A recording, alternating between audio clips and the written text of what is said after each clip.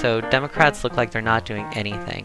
Slap in the face. Democrats rage at Chuck Schumer after his shutdown fold. Earlier today, Chuck Schumer actually said that it would be better for us to avoid a shutdown than to actually stay and fight to make life better for the American people during this all-out attack on our government. All right, we're gonna get a little serious for a minute here. Going to talk about some more serious stuff happening right now. If you've been following American politics at all, you know that the situation is kind of dire, especially as we see with people like Elon Musk. And I don't know how much background you have about this new Senate bill the new Senate resolution, Senate budget that's about to get passed. Hopefully it doesn't get passed, but it is devastating to most people. And the thing about it is that Democrats it looks like they're getting ready to avoid a government shutdown so that way we can continue doing this wholesale sale of our government. So Democrats look like they're not doing anything. Slap in the face. Democrats rage at Chuck Schumer after his shutdown fold. Earlier today, Chuck Schumer actually said that it would be better for us to avoid a shutdown than to actually stay and fight to make life better for the American people during this all-out attack on our government. The Democrat-on-Democrat criticism of the Senate Minority Leader came from across the party's ideological wings. Democrats across the ideological spectrum are sharply criticizing Minority Leader Chuck Schumer for caving on his threat to block a Republican bill to avert a government shutdown. Schumer on Wednesday said Democrats would filibuster this legislation, but then on today, revealed that he himself planned to vote for it, signaling that the filibuster likely wouldn't happen at all. So basically what he did is he tried to say that he was going to fight for us and tried to say that he was going to do something and block this bill and filibuster it like the filibuster is meant to, and then he just gave up. Said it was too much work and decided to stop. Not great. Not great. Representative Sean Casten, a member of the moderate New Democratic Coalition, compared Schumer unfavorably to Senate Majority Leader Mitch McConnell. McConnell abused the filibuster to make America worse. Schumer is refusing to use the filibuster to accomplish what exactly? And that's my question too. What exactly does Chuck Schumer think he's going to accomplish by not filibustering and basically giving up the only leverage that Democrats even have? I think it's a huge slap in the face, and that's why there's a wide sense of betrayal, Representative Alexandria Ocasio-Cortez, a leading progressive, told reporters. Democrats unwilling to stand up for Congress's constitutional right to prevent Trump from unilaterally shutting down Social Security offices or firing veterans is craven, Rep. Ro Khanna. Or there's a recent interview with Ro Khanna on Dr. Phil's weird Merit TV thing where he called him Roy Kahana. So just something funny that I saw the other day. Democrats unwilling to stand up for Congress's constitutional right to prevent Trump from unilaterally shutting down Social Security offices or fighting veterans is craven, Representative Roy Kahana, another progressive, said on social media. If we're afraid of blame, we need to get better at persuasion, not rolling over. That's exactly right. Ro Khanna actually has a really good point here. Democrats need to get better at fighting, they need to get better at persuading, and they need to get better at not rolling over. Because as soon as you roll over, that's when the battle's over. What are you doing? You're in control of the narrative. You have the ability to persuade these people. Let's keep going though. The House passed the bill on Tuesday with all Democrats except Representative Jared Golden out of Maine voting against the measure. The vote was a rare feat of unity. Sorry, I don't know why I'm having so much trouble talking right now. The vote was a rare feat of unity for Republicans, with even far-right members who hate government spending lining up behind House Speaker Mike Johnson and President Donald Trump, who threatened to punish dissenters. So that's not exactly super accurate, because one thing about the Republican Party in comparison to the Democratic Party is the Republican Party is always in lockstep with each other. That's why they're so successful at all of these awful bills that they try to pass all the time. It's because they're always in lockstep with each other. And really, this is just in line with their strategy to punish dissenters whenever anything bad happens. All eyes then turn to the Senate, where Democrats have the power power to block the bill since it takes 60 votes to pass legislation and Republicans hold only 53 seats. So basically, there's a total of 60 votes that you need. Republicans have 53 of those 60 votes, and you know for sure that they're all going to vote for it because Republicans always in lockstep. So Democrats could very easily use their leverage and their power here to actually get something done.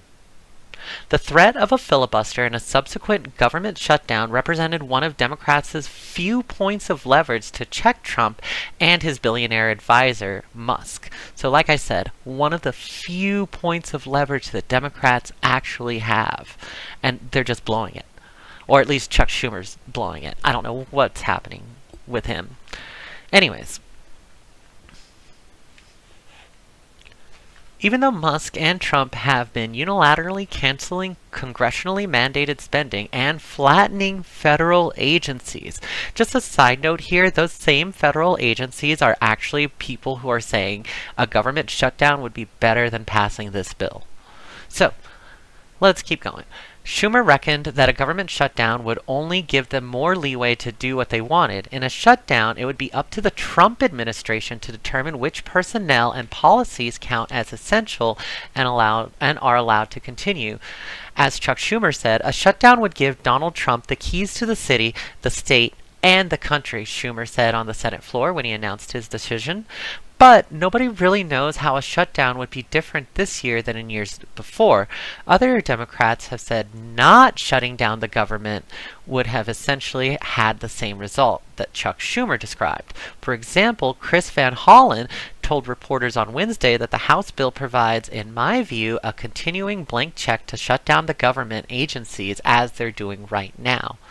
So basically, when you look at the legislation that the Republicans are talking about and the budget bill that they're looking at passing, you're looking at a bill that will allow Donald Trump to basically use the federal funding however he wants, even if it's not how Congress allocates it. So we need to do a shutdown, basically, so that way this bill can't pass, and that way Donald Trump can't get the power to use the government as his own personal slush fund. Why do I even need to say this?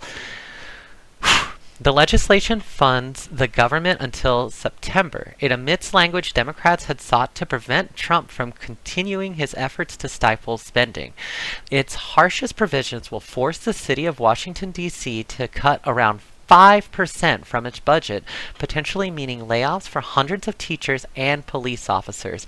It's kind of funny. Like, I know that Democrats are going to come out and say that, look, Republicans are the ones that are talking about defunding the police, but really, not only are they defunding the police, they're defunding actual useful agencies and actual useful people like teachers who are teaching kids during the day when everyone is working. What's going to happen if we defund all of these teachers and then no one's able to teach our kids? Our education system is already in shambles. It can only get worse from here, especially if we don't do something like a shutdown and give people some kind of win. It's crazy. Past government shutdowns, on the other hand, have resulted in thousands of federal workers being sent home without pay, with interruptions to non-essential functions such as food inspections, customer service at national parks, and benefits verification at the Social Security Administration. I know that it's just a technical thing here, and that's why that they're considered non-essential. But isn't it wild that in America, food inspections and verification for Social Security, money for people to survive who can't make an income, is considered non-essential? Isn't that kind of like an evil thing that we do as a country? Anyways. Of its own initiative, of course, the Trump administration has been sending workers home and considering potentially major alterations to the way Social Security interacts with beneficiaries. The limited public polling indicates voters were set to blame Republicans for the shutdown. A Quinnipiac University survey released Thursday found that just 32% of registered voters would have blamed congressional Democrats for a shutdown, while 31% would have blamed congressional Republicans and 22% would have blamed Trump. So, what exactly is Chuck Schumer gaining by not doing a shutdown anyways? It sounds like if they were to force a shutdown and actually stand up against this vote, that people would be blaming Republicans anyways. So why get on your high horse about not blaming Republicans, about like saving people, when really you're not getting anything out of it? People are gonna blame Republicans. Historically, I think, and I could be wrong here, but I think historically people tend to blame whoever is in office, whether it be a Democrat or Republican, for anything like a shutdown or any kind of like negative impacts like that. So Democrats have to know this. It's just negligence at this point. On social media, sorry, too many Italian stories today. On social media, a wide range of liberal pundits, including many frequently loyal to the Democratic Party, called for a primary challenge to Chuck Schumer, who is not up for re-election until 2028. The criticism did not come exclusively from the party's left wing. Stephanie Feldman, a longtime aide to former President Joe Biden, did not directly name Schumer, but suggested on social media that Democrats were doing little but giving up congressional authority. The shutdown is already happening. It is called Trump and Musk's demolition of our government, she wrote. The question is whether Congress will cede its remaining checks on the powers of the president. Yeah, exactly. So basically, what we have here is we have a situation where Democrats could actually I hate being this repetitive, but Democrats are kind of forcing me to do it. Like, really, we're in a situation where Democrats have a small opportunity to force a shutdown, get people mad at Republicans, and actually stop this bill and this funding from getting approved. And instead, Chuck Schumer is like, nah, fuck that. Instead, let's just roll over, let's show them our belly, let's give up, and let's not fight for anything. Don't know what to tell you. Especially when Doge already exists and they're already doing these cuts without congressional approval. What are we doing? They're fighting so dirty that it's not even on the map the type of dirty fighting they're doing. And Democrats aren't doing anything. Alright. Maybe I'm going a little too harsh, but let's just keep going. Among the few Democrats willing to defend Schumer was Adam Jentison, a former top aide to Senator John Fetterman and the late Harry Reid, who argued Democratic leverage in the moment is minimal. Schumer is right. Dems are understandably spoiling for a fight, but this was not it, Jentison wrote on social media. The idea that there was leverage in a shutdown was magical thinking. It'd be a gift to Doge. More people would be hurt, and it would have ended with a worse deal. Why? Just why? I don't get it. Why? They're already doing the thing. We have an opportunity to do a thing that would stop them from doing the thing, so let's not do the thing that would stop them from doing the thing and just let them do the thing. What? Alright. Sorry. Speaker Johnson adjourned...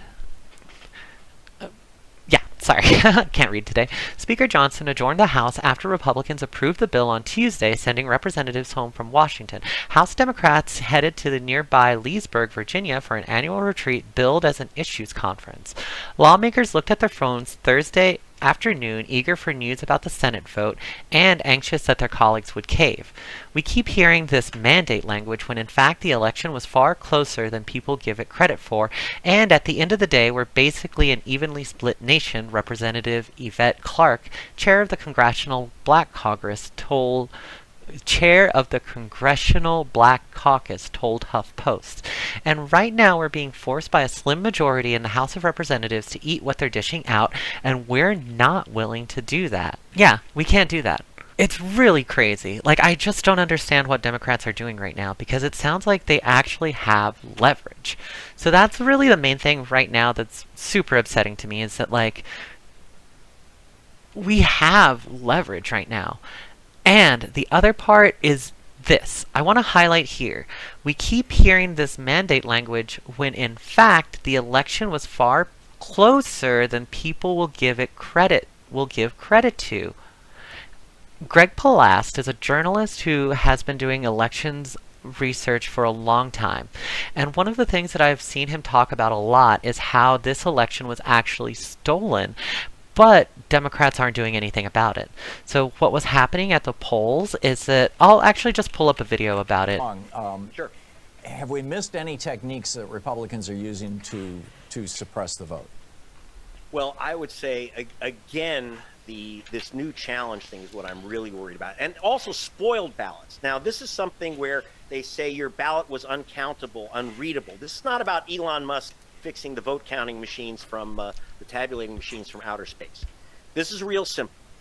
They challenge your vote because they say, oh, your signature didn't match. Now, these are not forgery experts, and not one person has been charged with forgery in the past election, but they removed several 100,000 mail-in ballots because signatures were challenged. Overwhelmingly, these are voters of color. In fact, you'll see a picture of one, Adrian Consonary. And also elderly voters, because your signature changes as you age. And they know who you are. You register your party, or they know by zip code, and they know by last name. 90% of the most common names in America are minority ethnic names, like Johnson, Wien, and Hernandez. So you heard it here. What Greg Palast is arguing is that basically they're doing racist voter purges because they can tell by last name. They could tell by last name, like ethnicity. And then they're also doing like ageist voter polls because they know that Social Security is something that older people need. They're willing to cut their votes and cut their voices out of the conversation because they care that much about making that much more money. And so they use that to challenge voters. They'll say, oh, some guy named Jose Hernandez moved out of Georgia to Texas, so he shouldn't be allowed to vote. Well, guess what? Jose Hernandez, maybe, some people think that that's a common name. It's not always a common name for a Republican. So they'll say Jose Hernandez in Georgia should not be allowed to vote because he's moved. It's a wonderful game that they play. And suddenly there's 25 Jose Hernandezes in Georgia who all get purged, right? 238 guys. What a coincidence, right? Were tagged for removal from the voter rolls. Wow. Because they said he keeps voting. Yeah, just in one state because he keeps voting again and again. James Brown. It doesn't matter that a lot of the middle initials didn't match. And when you look at these statistics, when you get the sheets, go ahead and sue in federal court and get this stuff from your state, as we've done in several states. We're still getting stonewalled, by the way. I'm going to have sharper numbers by next year. But I had to get these numbers from, again, the Elections Assistance Commission and the few states, Secretary of States that would give us the data. They are resisting us all the way because they know what I'm doing with these numbers. And I will be going to federal court, working with Black Voters Matter, working with Reverend Jackson and Rainbow Push to get these laws overturned, if not in the courts, because public opinion, most Americans actually think Americans should be allowed to vote. They have to lie. They have to say that black people cheat and vote multiple times and vote in multiple states. They have to sell this idea of the fraudulent voter. Well, show me the... And that's the Democratic strategy. That's the Republican strategy. My mistake. The Republican strategy is they know that their positions are unpopular. So they have to figure out a way to frame it to make it feel like it's popular, because at the end of the day, to conservatives, the way that a thing feels matters way more than the factuality of that thing. The fraudulent voters, and yes, arrest them, but where are they? All they do is, again, they just remove their ballots. Well, every time they actually bust these phony voters, not every time, but it seems to me like 4 out of 5 times, they're white Republicans. I mean, they busted a bunch of them down in the villages. Yeah, you get about 12 voters. In the entire United States population of 1/3 of a billion, you get about 12 voters a year who do get charged with some type of voter fraud. And as far as I'm concerned, throw away the key. By the way, the 12, it's usually 10 are Republicans. Exactly. But it's like, I literally calculated that you are more likely to be struck by lightning than to cast an illegal ballot. And yet we're talking about literally millions of ballots which arrive to the voting offices and are rejected. Yeah. And especially the new thing, because the majority of Democrats in 2020 and almost the majority of Democrats, close to half, voted by mail. There you go. And so they made mail-in voting terrible. I got to pause you right there. We'll be stick around, Greg. Check out Tom Hartman's show. Check out Greg Palast. Check out all of his reporting about this election, because this is insane. We're a country that routinely talks about how unfair elections are in Venezuela, but we do stuff like this. Like, isn't this insane? And on top of it, we have moments like this where everyone in the public feels like this election can at least kind of have an idea that it feels unfair that people are doing this. And then you have Democrats who aren't doing everything in their power to stop it.